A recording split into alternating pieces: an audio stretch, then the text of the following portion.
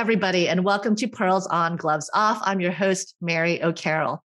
Today, I'm joined by Terrene Collins, who is the Chief of Staff to the General Counsel and the Head of Legal Operations for Panasonic North America, where she's responsible for legal operations strategy and leading the Legal Ops Center of Excellence for Panasonic. Prior to this, her experience includes managing and leading legal operations in various pharma companies. Most recently, she was the Chief of Staff to the General Counsel at Organon, a women's health company and spinoff of Merck. Before that, she had legal ops experiences at Bristol Myers Squibb, JP Morgan, UBS. Her experiences have involved creating processes and practices to improve day-to-day efficiency and effectiveness of the legal team, facilitating change and controlling costs, as well as formulating strategic and operational plans for the organization in compliance with regulatory policies and procedures. There's so much to talk about today. I'm excited to have you. Welcome, Terrene. Thank you, Mary. Thank you for having me. I'm excited to speak with the guru of legal operations today. Not at all. In fact, I'm looking forward to hearing from you because you have so many experiences at a bunch of actually different positions in legal ops, including leadership roles, but across different companies and industries. So if we go all the way back, I think like many of us, you're not a lawyer. No. And you fell into this world like we all did. Yes. And, I see you have an MBA, you followed more of a business path, but the whole way through, it actually looks like it was within legal departments. So is that right?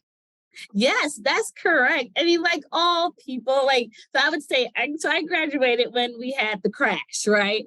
So I'm scrambling thinking, okay, Terrene, what are you going to do? Because ideally, the goal was law school. But I kept seeing all of these people, like friends of mine, they have their law degree, but they're not even getting attorney-related jobs. So I'm like, well, I don't want to be one of those people. So I did the different route. While I was, at my first law firm, Latham and Watkins, I was, pulled by the account manager and she was like, well, do you want to learn billing? And I'm like, of course, I'm open to it. But at the same time, I was thinking about, well, what should I do? Should I do law school or should I do business? Wow. So the idea was straightforward because, again, I'm thinking we have all these jobs and no attorney roles are filling them. But because of the crash, just had everybody just in shambles, really, not knowing what they wanted to do. I'll say, even some of my friends, they just recently got attorney roles, real in-house attorney roles. And I didn't want that to be me. So I pivoted and I was like, well, what else can I do?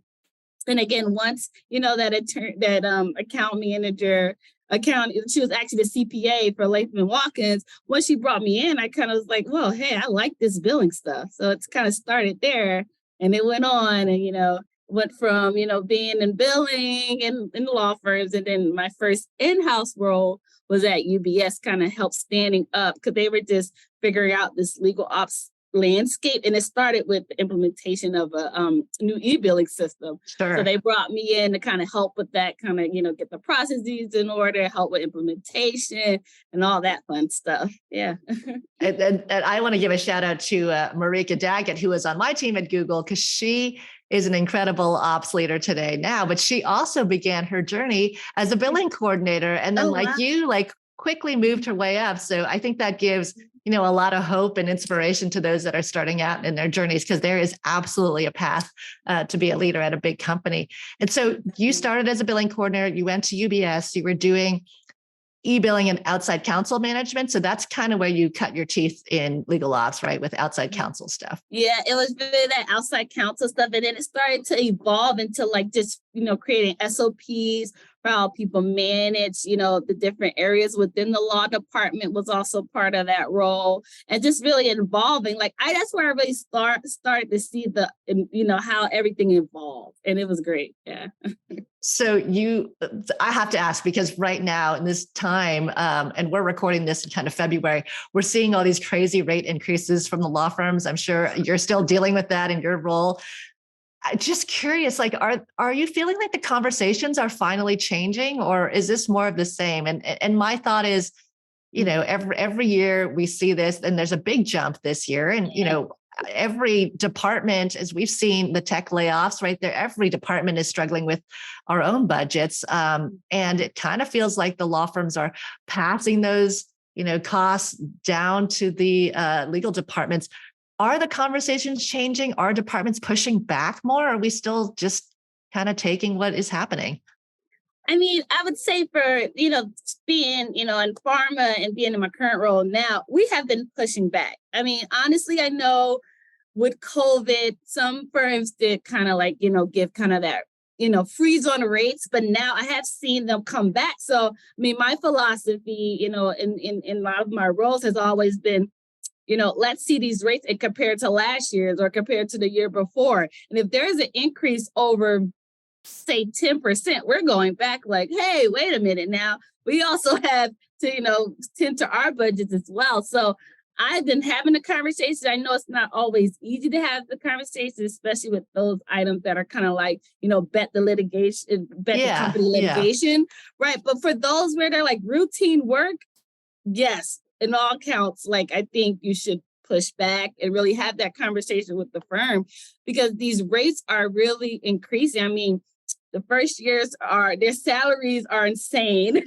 So it's just like you have to have that conversation. But I would say the firms will try it. And they have been like, if there have been upwards to like 20 to 25% increases, I'm just thinking, like, how do you jump from like, to that increase? So yeah, you just have to like really, when they, submit the rates, really take the time to really analyze, exactly what they're giving you. Right. And when you said 10%, I thought that was a lot. So that's crazy to hear. And what about the other options? I mean, flexible talent, there's a lot of companies that are offering that now and managed services and alternative, legal providers. Is that becoming more something that you're seeing either your own company or others turn to use more? Oh, yeah, definitely. I would say even for the role I'm in now. So we take advantage of, I don't know if you're aware of it, advanced law. So it's a Mentor Tech product where, the first thing, like if it's one of those, again, high stakes kind of matters, we go with our panel. But if it's one of those routine, kind of just need somebody in there to kind of really work fast, we always reach out to advanced law first. And they're the mid-sized firms that have, the more competitive and less expensive rates. Yep. So that's always been our go-to. But we do kind of, when matters come in, we do try to do RFPs, just even with our panel firms, just to figure out, how can we get the most cost-effective rates and also the best and quality team. So we have been kind of trying those things. We're not just accepting anything. We're kind of really trying to partner with our firms to understand, how can we get the quality team, but also the best rates as well and, arrangements. Yeah.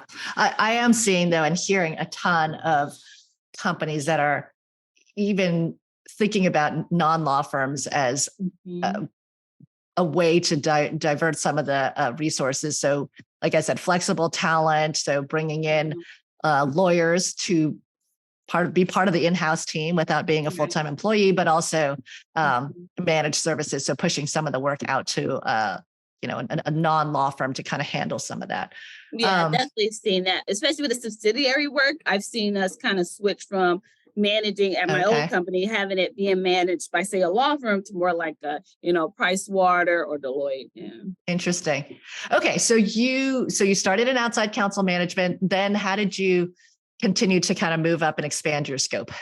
Well, I started to see, like I joined Clock, like soon as I heard about Clock, I joined Clock right away. And I just started to see again, how the role evolved, right? At first it was sort of like that outside counsel management. Then it went into, the strategy. How do you manage a strategy within the law department? How do you, take some of the processes and streamline them? So it's more than just, managing that e-billing system, but in the, the firm's invoices, but it evolved to like strategy, planning, all those other things that we really don't think about and kind of switch the minds, right? It's almost like legal is moving from that cost center mentality to actually like a business, right? So true. So, when I started to see that and, that evolution, I was like, okay, this is how I want to, move through. And, it was great at BMS. I had a great mentor And she was like above, even before I even knew what legal ops was, she was already running through it, and it was great to be under her leadership and kind of learn about, all the things, involving legal ops that I didn't think, really was part of legal ops, but it actually was. Yeah. And so did it happen organically where you already had a leader who had a broader scope, and then you just kind of moved into other responsibilities and got exposed to other parts? Or did you kind of take the initiative to say, I want to try working on technology, or I want to try something new? Yeah, so for me in my career, it's always be like, raise your hand. Because I feel like if you don't raise your hand, how does somebody know, your abilities or what you can do or contribute? So I was always raising my hand. She'll be like, so to me, we have this new initiative. It'll be like, we're rolling out this pro bono program. Do you want to help support it? And I'm like, yes. And then she'll be like, we're rolling out this new technology. Can you lead it? Yes. So I always raise my hand, even for like small little projects, like putting together town hall materials, or even, putting together a small group to talk about career development. So anything that was like, something like that, I always raise my hand for. So that's kind of how I kind of like started to just get, more skills and more capabilities under my belt. And then was it after that you moved into your next role where you were sort of leading a function? Is that right? Yes, correct. So, getting all of that skills and knowledge, you get more hungry and more hungry for kind of like that next role, because you feel like, you're equipped, right, to do the job. And so, that's when I was like, okay, it's time for a leadership role. And, that's how I got the role at Organon. But yeah, it was great. You kind of learning, kind of building, my brand, so to speak, and, my building up my capabilities to kind of led me to that leadership role that I was very fortunate to have. And of course, now you're at Panasonic North America. So we all know that this role and function is defined differently everywhere you go, right? I spend my days talking to countless people, either in the role of legal operations or like a general counsel hiring for the role and trying to scope it. So I know how different the cultures are, how different the roles can be. But personally, I've really only done the role in one organization. So I actually think I'm super interested to hear your perspective on what you've seen and experienced, from that firsthand in your different roles within companies, within different industries. How does it look different?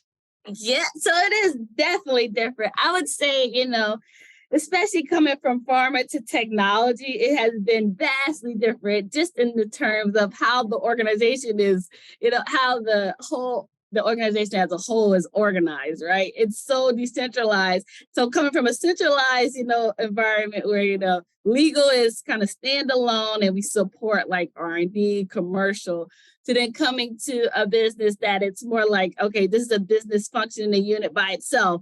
And then you have to support them. And then it's a business and function by itself. So it's just, trying to understand that dynamic really kind of took me by surprise when I first learned, because I'm just thinking like, why do we have to like prove our value? Legal is legal, but then in technology, and a kind of shared service kind of legal with a technology department that has many businesses and functions kind of operate their own. That's what you kind of have to do. Whereas, coming from a more matrix and centralized organization, it's more like legal is legal. This is what legal does. So that was, the first kind of shock. And then, other organizations are a little bit more mature in their journey with legal ops, as we all know. So coming from a more mature kind of organization to one that is mature, but still trying to, really get to that next level is kind of was a shock too. So, yeah. Yeah. And we hear that a lot, or I see that a lot too, right? Where there's companies that have had a legal ops function for a long time and they are a well-oiled machine and they're ready to go to the next phase. And then there are huge companies that have been around for a long time that maybe had a function, maybe it wasn't that well defined, or had it like decentralized, like you said, but there's still so much work to do. It is almost like starting from scratch, and it's shocking in a lot of ways, but so many conversations that I have, people say it's so refreshing to hear they're not alone. So, I think that's like something I want to impart on everyone. You've been to a bunch of different companies. Nobody has it all figured out, right? No. Yeah. And then within Panasonic North America, you and I had talked about the structure is really unique. And you said, decentralized, there's different businesses.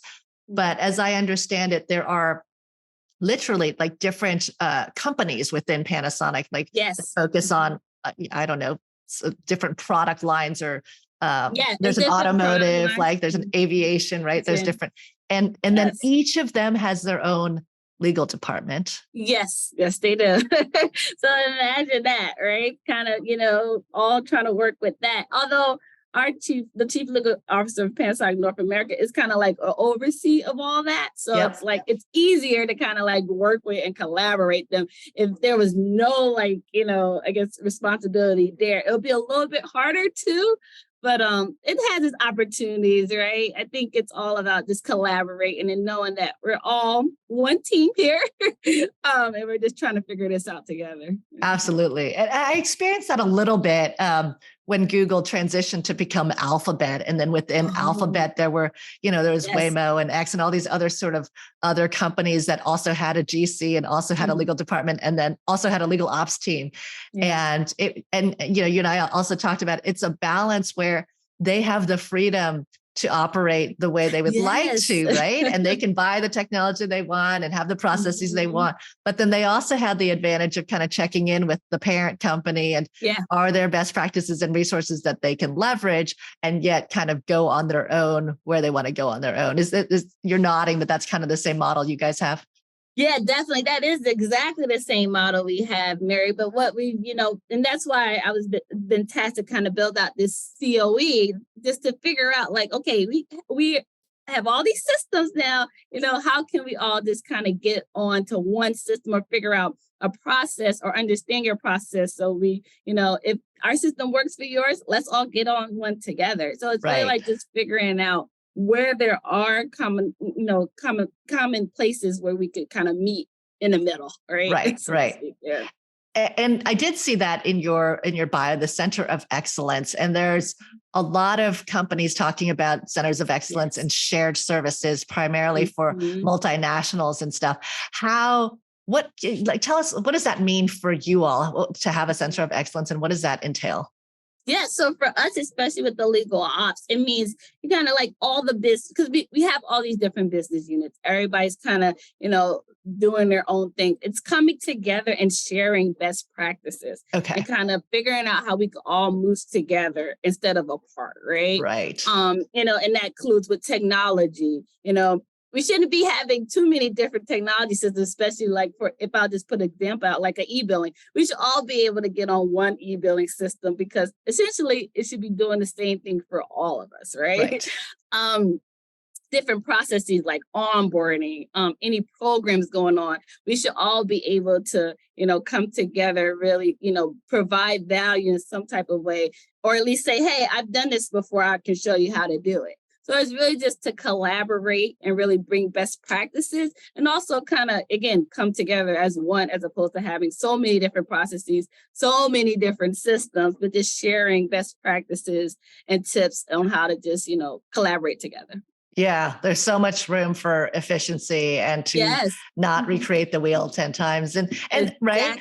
Yeah. And there's good reason for, one of your smaller offshoots to go off and do their own processes or their own technology, but you kind of want to understand why that makes sense for them. And, exceptions are always okay, but there are reasons why it makes sense to all try to get aligned too.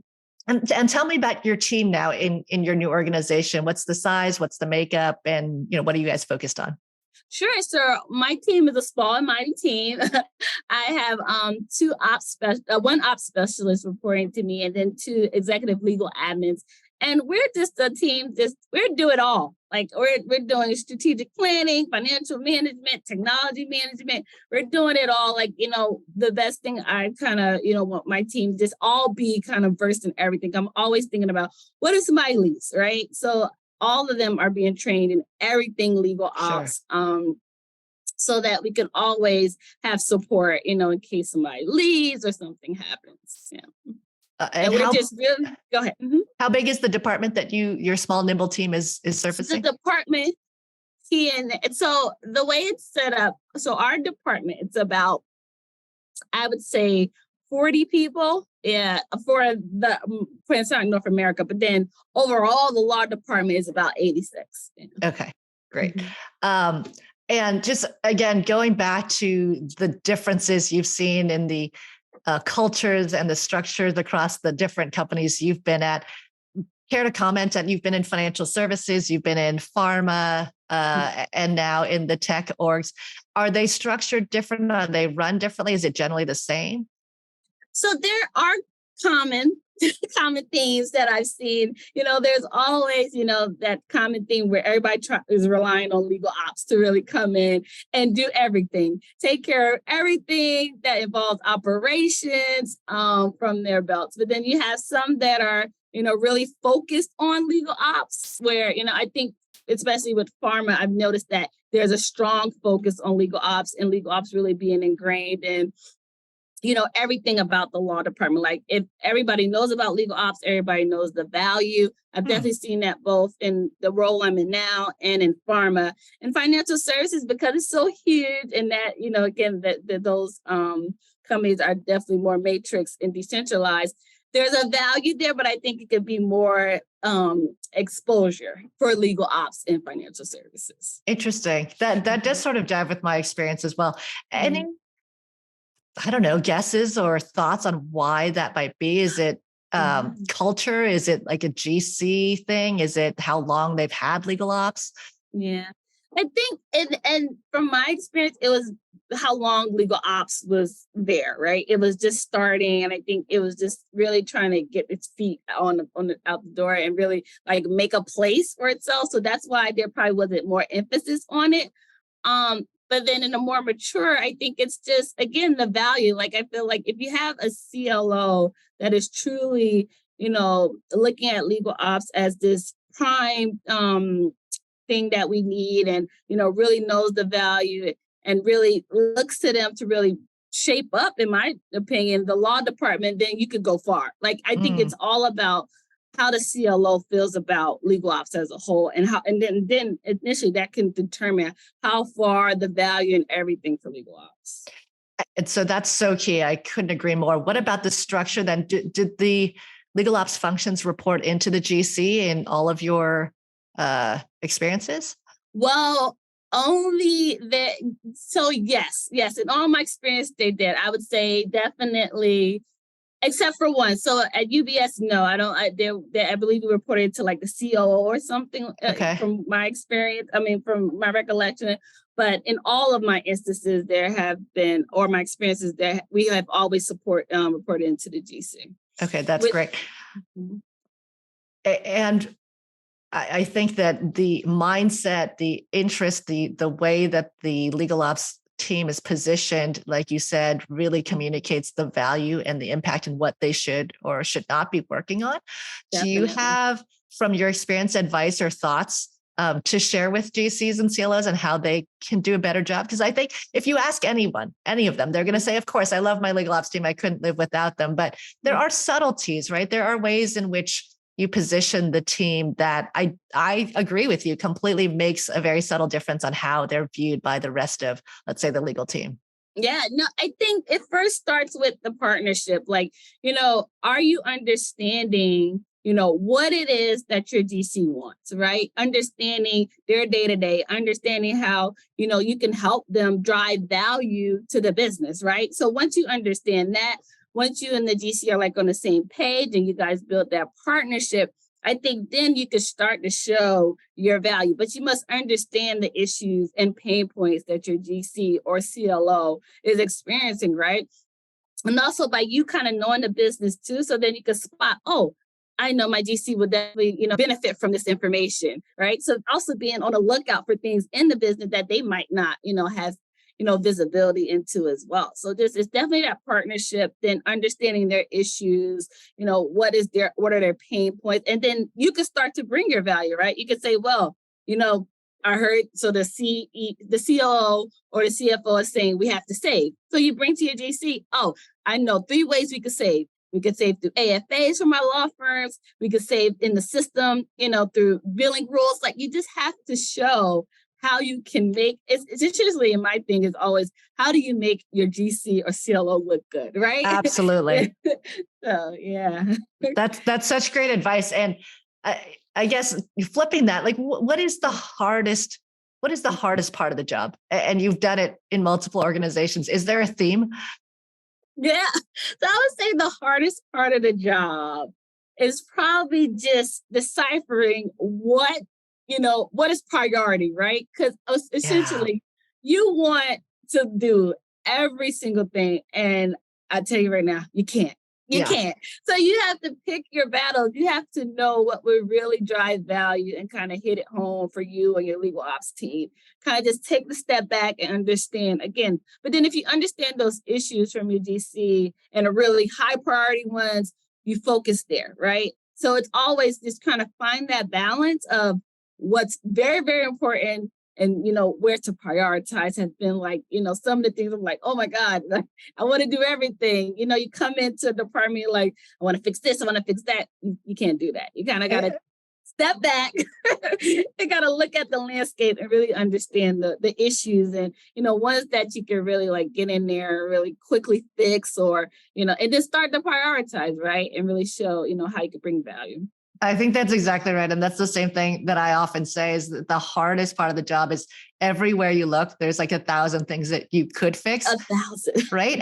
And they're not bad ideas. They're all things that if you had a magic wand, you would fix all of them. Like they're all good ideas, but you can't get to them all. And I actually think the role is harder now than when you and I started. Like you said, yes. We were just outside counsel because that's what legal ops was. And, and then over the next decade, the scope of the role and the definition of the role, of course, expanded exponentially. So now when someone comes into the role, the expectations that you're going to fix everything at the same time, right? Is overwhelming. So how do you have principles for how you prioritize? And, I have some thoughts on this, but I'd love to hear how, if you get 1,000 ideas, this week, how do you decide where your small but nimble team is going to focus? I know it's so hard, Mary, I'll tell you, and it's still a work in progress for me, but it's almost I always try to look for quick and easy, what you call quick wins. So, I mean, if I'm able to identify a quick win, I'm going to make that like, let's get on it. Let's see if we can, hit this out the park in this 1 week. But then, also it's a balance between, okay, we got the quick wins, but then we also got this one thing that could really show our value and really, hit it home for us. So I try to balance those two, like, maybe take 1 or 2 quick wins that I know we could get done in a week or less, and then come back to those kind of like bigger things and even kind of work on the bigger things slowly. Like we're not just leaving it, and not doing anything with it, but like slowly kind of setting in milestones essentially to figure out some of those big things. Yeah. That's exactly right. I mean, you do have to set aside, I would say 10, 15, 20% of your time from some quick wins, because you got to keep people happy, right? You gotta keep people happy. Show that you're delivering over and over. But then the bulk of your time really should be focused on that giant project that's going to take, that's not a quick win, that takes, possibly a full year, maybe even longer sometimes to set the stage. And you're right. Like you have to set milestones on how are you inching towards success and moving the ball forward. And that's when it can be distracting, when you have that big thing and it takes a long time. And then you have all this noise, all these thousands of other ideas that can distract you. So really have to, focus and learn to say no sometimes. And that's really hard, right? Yes. Oh my God, that is the hardest. But I have trained my team, like we have to say no, because we are going to be burned out if we don't. Like we have to say no, or kind of just do a gentle pushback. Or, what I've also been, kind of telling my team too, is like, if there's a self-service, like, where our team might not have to really, get heavily involved, let's think of ways to where it could be self-service for the team as well. So we can equip them to also do stuff. Love that. Self-service is my favorite thing. Yes. Help yourself. I know, right? So that we can, focus on other things. Yes. And what are the big priorities for you and your team this year? What are your big focus areas? Oh my God, it's really to kind of understand our outside counsel, how we can really drive, savings there. Definitely. I'm sure that's on everybody's agenda. And really, like, again, evolve this legal ops COE and kind of get that one team mentality within the COE, and then really just, figure out, what can we do to add value? Like whether, again, if it's, with processes, with different programs, there's opportunities for a lot of programs to come into our department. So how we kind of stand those up as well is kind of like a top priority for us. Awesome. The other thing I forgot to ask you that I meant to, because I know we talked about this offline as well, is you stepped into a tech company and you kind of expected there to be a huge appetite for technology and tech platforms everywhere. Tell me what that experience was like and what you actually found. Yeah. So I was thinking like, yes, I come in, all I got to really do is just figure out strategy. Then I come in, it's like, oh, well, this system is just not the best. I don't even know where the system came from. It's not the best of the best e-billing. Like, it's just all these things that are going on. Then you have one system that's in implementation, but it hasn't gone live yet. So it was just this like kind of little chaos. I'm like, wait, I thought everything would be live. And now I just had to like come in and really stand things up. But, it's an opportunity. But I was expecting, being that it was a technology company, that everything would be like high efficiency, like the best of the best. And everything, like there would be really no new systems I would have to implement. But sadly enough, I came in and, there was a couple. So, which is such a good lesson for all of us, because we look at everybody else and go, oh, my industry is really slow moving and we're in manufacturing. And then you look under the hood and like they have everything, figured out. And I can relate to going into a tech company and just assuming that they had like dashboards and reporting and automated everything. And you're like, what do you mean you have no data? Right. Yeah. How are you capturing data?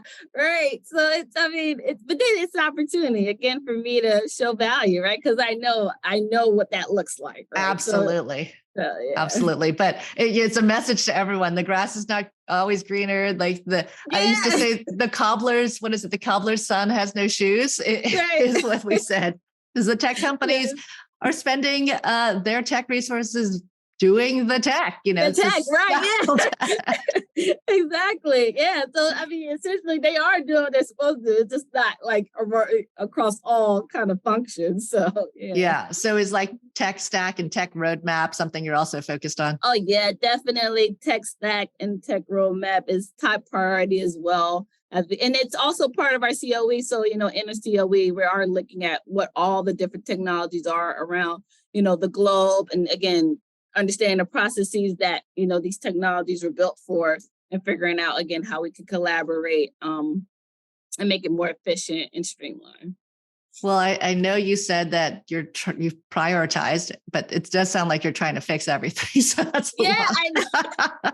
This 1 year, right? And the thing about it, I haven't even been in a role for 4 months, but yeah. That's a lot. Is there any other advice you would give to someone? I just love the idea that you've learned it all from the ground up. Yeah. You know what it's like to be a billing coordinator. You know what it's like to manage a segment like outside counsel, and now to oversee all of it. What are your thoughts for those that are starting in their journey, as well as those who may be in a role that are sort of struggling with prioritization or how to get stuff done? Like how can people do better in their roles? Mm-hmm. So for anybody kind of starting off, I would say don't really say no to anything. I know I just said, you have to say no, but it's kind of starting off. I think if there's opportunities and you have the bandwidth, I would say yes, definitely. Because that's what I did, throughout my career. And then for people that are like in the role and just trying to figure out priority, again, know the value, right? And really see how you can bring value or drive value. And again, have that conversation with your DC, because then they can help you kind of guide you on, what is high priority and what they really feel, can really drive value for you and your team. How much do you sort of rely on your GC or the leadership to tell you the direction of what needs to get done versus you sort of taking the initiative to propose what you're seeing? What is the balance there? So I would say it's about a 50-50 because, I'll bring some ideas to get their, kind of their reaction. Yep. And then they'll say, that's great. Maybe not now, maybe in the future, or no, we can't do that. So it's almost like a 50-50 balance, but I'll be interested to know like how others do it. I know that's how I do it. It's almost like I'll bring ideas and, sort of, different initiatives and allow their reaction on a lot of it. Well, and that's why I brought it up, because I think that is the right model. Right. And I want folks to know that you shouldn't just sit around and wait for direction, because right, that's part of your mandate. The reason that you're there is you're looking across the department, and not everything's going to get a thumbs up. Not everything's going to be the right timing, but you have to keep looking across and bringing up ideas. You have to take the initiative to suggest what needs to get done. Oh, definitely. And that's why I think things like this, Mary, that you're doing, and I think this is so great. You hear other people's perspective from podcasts, joining things like Clock, any different organizations, ACC, all of that. I think you can start to understand, hey, other legal departments are doing this. Let me bring this idea to my GC or chief legal officer. So just kind of being out there and networking has also been a great thing for me as well, because then I get some ideas and then I'm like, okay, let me take it to my GC and figure out some things. Yeah. Also such great advice, because, I was talking to a GC yesterday who said, I've got this team and they want to go to Clock and they want to go to visit all these, conferences. And is that a good use of their time? And I said, absolutely. Right. And yes, that definitely is. Yeah. It's so much more than a lot of other more established industries and professions. You may not be learning that much when you go to an industry event or a conference, but the space is still being defined, and there are no, playbooks for us yet. And so the best way to not recreate the wheel is to get out there and hear what worked, what didn't work for everybody else, right? And to get those ideas. Yeah, no, and then it's to network, right? I understand like you mentioned before earlier, Mary, you're not alone. Like, guarantee you somebody is going through it or has already gone through it. Yes. Right? Yes. Yeah. Mm-hmm. Well, Terrene, it's been such a pleasure. Thank you so much for being a part of the community and for sharing. I think your background, having moved your way all the way up and tried all the roles and tried it in different companies, is so unique and so valuable. So thank you just so much for your time today. Oh, thank you so much, Mary. And, I really appreciate the time with you today. It was really, a good time, good energy, right? Sometimes you need to have that energy with all the things we have going on. So thank you so much. I always get absolutely. I get inspired and energized talking to you every time. So appreciate your time. And I'm sure we all learned a lot from you. Okay. Thank you.